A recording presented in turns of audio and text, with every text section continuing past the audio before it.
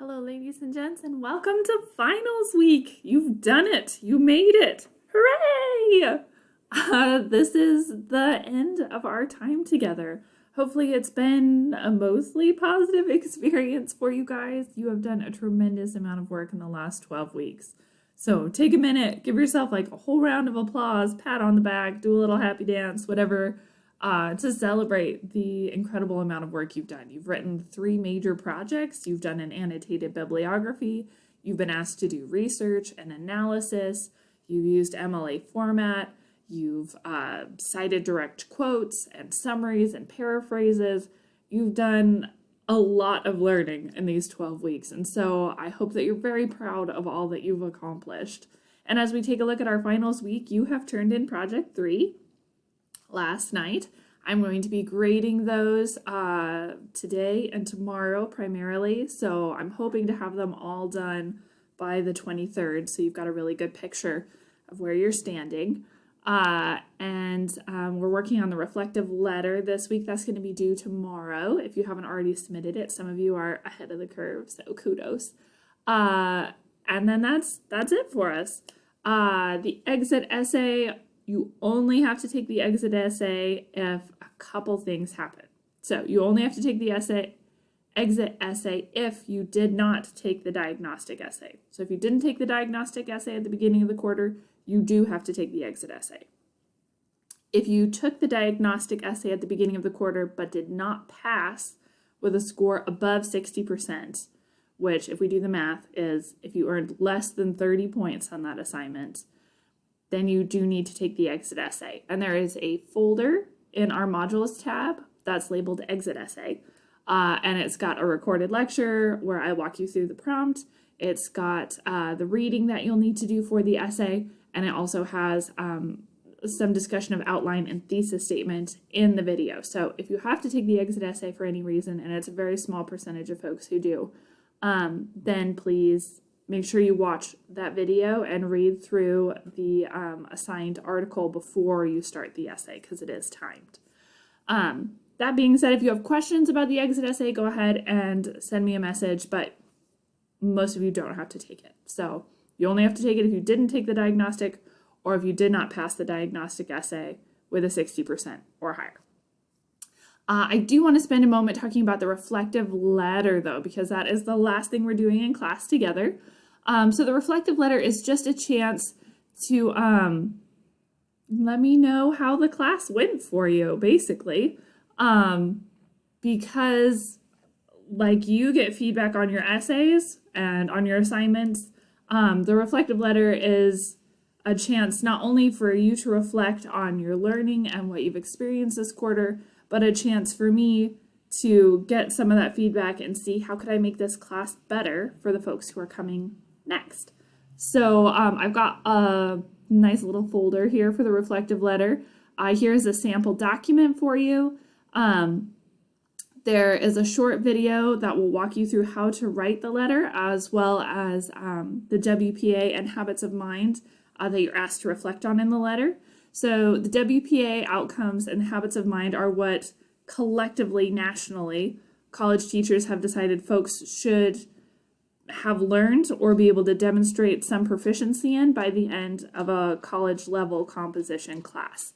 So things like the ability to analyze, the ability to argue, the ability to research, all come with the WPA outcomes. The habits of mind are more things that you've brought to the table as a student, like curiosity and persistence and great work ethic and those kind of things. So make sure that you're watching this instructional video before you start writing your letter. And then there is a PowerPoint on the reflection to give you a little bit more background and detail there too. And then we've got a reflective letter template. This is an opportunity for you to practice formal letter writing. Maybe this is something that will help you outside of class, so I wanted to toss it in here. I do know that it is something that you'll be asked to do in several of your subsequent writing classes if you take things like English 235, which is a technical writing class. Many folks, either you have to take English 102 or you take English 235. Folks who take English 235 will have to write formal business letters. So this will give you the skills to do that. Depending on who your instructor is for English 102, you might have to write a formal letter as you write a proposal for a research project. If you end up in the business degree, the BAS program, you'll have to write formal letters several times, especially in English 410. So there's a lot of places you're going to have to write formal letters. So I want to give us a chance to practice that as one last format that we'll be familiar with as we end our time together. So here is that format for you. Just follow this template. And then this template also functions as an outline for you. So I show you how the paragraph should be composed. The first one is going to tell me a little bit about your impressions about the quarter, coming into the quarter. What did you expect? How do you think it would go? Did those impressions line up with how it actually went? And then we are going to write a little thesis statement for our reflective letter that will then guide the subsequent paragraphs. And that thesis should take the form of a metaphor or a simile. So this can be a serious one, or it can be a silly one. So a metaphor or simile is comparing two things that aren't necessarily alike. So you could say English 101 has been like a roller coaster. And you would talk about the ups and downs of the roller coaster and maybe the ups and downs of class and like tie that metaphor together there. You could say English 101 is like planting and growing a garden and all the work that has to do, and you see slow progress, but you do eventually see that growth, those kind of things. So think of a metaphor or simile that might work for you and create a thesis based around that metaphor or simile.